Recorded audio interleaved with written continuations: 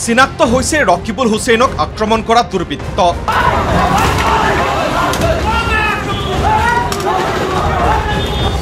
মুখ্যমন্ত্ৰী ডক্টৰ হিমন্ত বিশ্ব শৰ্মাই ৰাজহুৱা কৰিছে দুৰ্বৃত্তৰ নাম। মুখত ক'লা কাপোৰ পিন্ধি ৰূপহীৰ নতুন বজাৰত বৃহস্পতিবাৰে হাতত ক্ৰিকেট বেট লৈ ৰকিবুল হুছেইনক প্ৰহাৰ কৰা, দেহৰক্ষীৰ মাৰণাস্ত্ৰ কাঢ়ি নিয়াৰ চেষ্টা কৰা, ৰকিবুল হুছেইনৰ দেহৰক্ষী আৰক্ষী জোৱানক গুৰুলকৈ প্ৰহাৰ কৰাৰ পৰা হুছেইনক স্কুটিৰ পৰা পেলাই দিয়া দুৰ্বৃত্তৰ নাম এক্স হেণ্ডেলত ৰাজহুৱা কৰিছে মুখ্যমন্ত্ৰী ডক্টৰ হিমন্ত বিশ্ব শৰ্মাই। কিন্তু মুখ্যমন্ত্ৰীৰ এই টুইট সম্পৰ্কে শুনি সাংসদ ৰকিবুল হুছেইনৰ প্ৰত্যাক্ৰমণ। বৃহস্পতিবাৰে বিধানসভাৰ সাংসদগৰাকীক আক্ৰমণৰ ঘটনাৰ ওপৰত বিবৃতি পাঠ কৰা মুখ্যমন্ত্ৰীৰ বক্তব্যৰ আঁত ধৰি ৰকিবুল হুছেইনৰ অভিযোগ। ৰূপহীয়া থানাত ৰূপহীটো আমাৰ জেগাই নহয়, ৰূপহীৰ চামুগুৰি তেওঁৰে জেগা। গতিকে তেখেতৰ জেগাত কোনোবাই তেওঁক আক্ৰমণ কৰিলেতো কলা কাপোৰ পিন্ধিয়ে ল'ব লাগিব, নহ'লে মুখখন দেখাই কোনে কৰিব? সেইটোতো সাধাৰণ প্ৰত্যেকজন মানুহে কৰে। কিন্তু পুলিচে লগে লগে গুলী চালনা কৰিলে। বৰ্তমান সংসদগৰাকীয়ে গুণাবৰী গাঁৱত মিটিং কৰি আছে আৰু SP তাতে নিজে উপস্থিত আছে, অৰ্থাৎ তেখেতৰ নিৰাপত্তাৰ সম্পূৰ্ণ ব্যৱস্থা SP-য়ে নিজে ওপৰত থাকি কৰিছে। মুখ্যমন্ত্ৰী ডাঙৰীয়াই যি ধৰণে কথা বতৰা কৈছে, তেওঁৰ সেই চিন্তাধাৰাৰ যে তেওঁ এজন কুৰুচি সম্পন্ন নিজ এনেকুৱা মুখ্যমন্ত্ৰী পৃথিৱীতো ক'তো নাই। তেওঁ কৈছে কোলা কাপোৰ নিপিন্ধি কি বগা কাপোৰ পিন্ধিব নেকি? এজন মুখ্যমন্ত্ৰী তেওঁ not deserve to be a chief minister. মুখ্যমন্ত্ৰী হৈ থকাৰ তেওঁৰ অধিকাৰেই নাই। গৃহমন্ত্ৰীজনৰ পদত্যাগ দাবী কৰিছোঁ। ইমিডিয়েটলি SP-জনক ছাছপেণ্ড বা তেওঁৰ বিৰুদ্ধে ব্যৱস্থা ল'বৰ কাৰণে কৈছোঁ। ডাইৰেক্টলি ইনভলভ পুৰস্কৃত কৰিছে আৰু OC-টো আপোনাৰ ডিছমিছ কৰিব লাগে। ৰকিবুল হুছেইনৰ দাবী, নগাঁৱৰ SP-য়ে ব্লক কৰি থৈছে তেওঁৰ ফোন নম্বৰ। পুত্ৰ তাঞ্জুলৰ ফোনৰ পৰা SP-ক ফোন কৰি ঘটনাৰ পূৰ্বেই শংকা ব্যক্ত কৰিছিল সাংসদ হুছেইনে। আক্ৰমণৰ শংকাৰ কথা জনোৱা হৈছিল OC-কো। কিন্তু ৰূপহীৰ OC-য়ে মোবাইল ফোনৰ জৰিয়তে ৰকিবুল হুছেইনক কৰা আক্ৰমণৰ চিত্ৰনাট্য লিখি থকা বুলি সাংসদগৰাকীয়ে আনিছে গুৰুতৰ অভিযোগ। যোৱাকালি মই কৈছিলোঁ যে মই এজাহাৰ নিদিওঁ, কাৰণ ইয়াৰ SP আপোনাৰ ডাইৰেক্টলি ইনভলভ। ইয়াৰ OC-জন তেওঁক পুৰস্কৃত কৰা হৈছে। তেওঁ জুননী ৰাভাৰ কেছত তেওঁক ইয়াৰ পৰা বদলি কৰা হৈছিল, শাস্তিমূলক বদলি। যোৱাকালিতো ডেককৈ তেওঁৰ ফোনৰ পৰাই গোটেইখিনি আপোনাৰ ধাৰাবাহিক আপোনাৰ বিৱৰণ দি আছে। প্ৰথমে মই SP ডাঙৰীয়াক জনালোঁ মোৰ ফোনটো তেওঁ ব্লক কৰি থৈছে, মই এজন সাংসদ।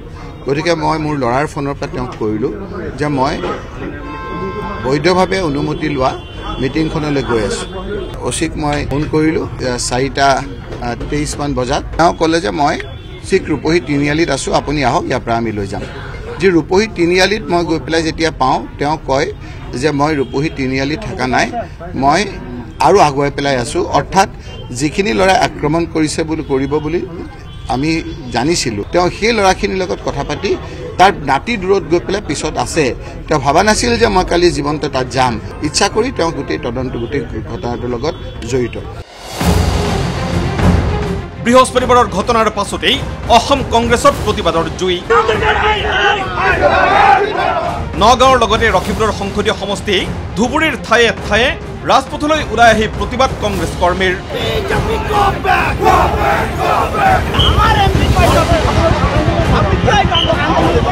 গণতন্ত্ৰ ৰাজতন্ত্ৰলৈ পৰ্যাবৃক্ষত হোৱা দেখিছোঁ।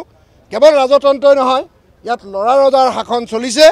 এই ল'ৰা ৰজা শাসন যদি থাকে, ৰাজতন্ত্ৰ যদি থাকে, গণতন্ত্ৰ নাইকিয়া হয়, তেতিয়াহ'লে অসম বা ভাৰতবৰ্ষৰ মানুহ কেনেকৈ জীয়াই থাকিব? কংগ্ৰেছ কৰ্মী ওলাই আহিছোঁ। আমি যেতিয়ালৈকে ৰকিবুল হুছেইন ডাঙৰীয়াৰ পিঠিত পৰা কোবৰ বিচাৰ নহ'ব, তেতিয়ালৈকে আমি লক্ষ লক্ষ কংগ্ৰেছ কৰ্মী কেতিয়াও আমি সাৱধান নাথাকোঁ। শিলচৰত প্ৰতিবাদৰ নেতৃত্ব দিছে APCCৰ সভাপতি ভূপেন বৰাই।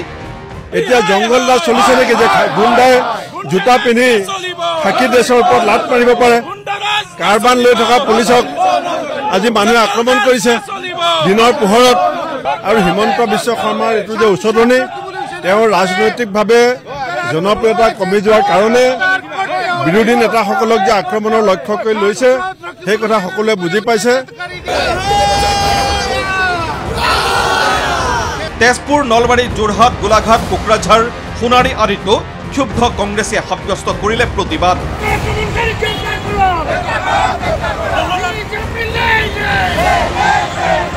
জলিল মুখ্যমন্ত্ৰীৰ প্ৰতিকৃতি ৰিপুণ বৰাৰ নেতৃত্বত গুৱাহাটীৰ ৰাজীৱ ভৱনতো প্ৰতিবাদ কংগ্ৰেছ কৰ্মীৰ মুখ্যমন্ত্ৰীৰ হাত আছে বিজেপিৰ হাত আছে আৰু তেওঁলোকে ভাবিছে বিজেপিয়ে ভাবিছে যে এনেকুৱা সন্ত্ৰাস সৃষ্টি কৰি কংগ্ৰেছ নেতাক এনেধৰণে আক্ৰমণ কৰি আমি ইয়াত জংঘলৰাজ কৰিম আমি ইয়াত গুণ্ডাৰাজ কৰিম কাৰণ ২৬ত তেওঁলোকে নিৰ্বাচন জিকিব নোৱাৰে ইতিমধ্যে সাংসদ হুছেইনক কৰা আক্ৰমণৰ বাবে নিজাববীয়া গোচৰ ৰুজু কৰি তদন্ত আৰম্ভ কৰিছে নগাঁও আৰক্ষীয়ে পিছে দৃশ্যই বৰ্ণনা কৰা ভয়াৱহতাৰ বিপৰীতে বৃহস্পতিবাৰৰ ঘটনাক সামান্য ঘটনাৰ দৰে উল্লেখ কৰি নগাঁৱৰ আৰক্ষী অধীক্ষকৰ দাবী ৰাইজে টনা আজোৰা কৰিছিল দেহৰক্ষীয়ে ধুনীয়াকৈ সাংসদগৰাকীক আঁতৰাই পঠিয়াইছিল ঘটনাস্থলীৰ পৰা আৰু সেই মিটিংখন এটেণ্ড কৰিব গৈ থাকোঁতে নতুন বজাৰত কিছু দুৰ্বৃত্তই তেওঁক আবদ্ধ কৰি তেওঁৰ লগত অকণমান কনফ্ৰণ্টেশ্যন হয় পুলিচৰ যিজন কনষ্টেবল আছিলে তেওঁলোকে তেওঁক ধুনীয়াকৈ সুন্দৰভাৱে তেওঁক তাৰ পৰা তৰাই পঠিয়াবলৈ সক্ষম হয় আৰু তেওঁলোকে গৈ পেলাই পিছত মিটিং কৰে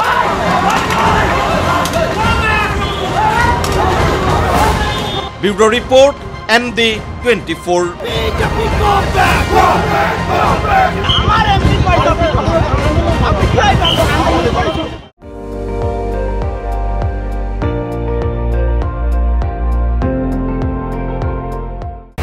আপুনি চাই আছে ND24 সৰ্বশ্ৰেষ্ঠ নহয় সৰ্বোত্তমৰ দৌৰত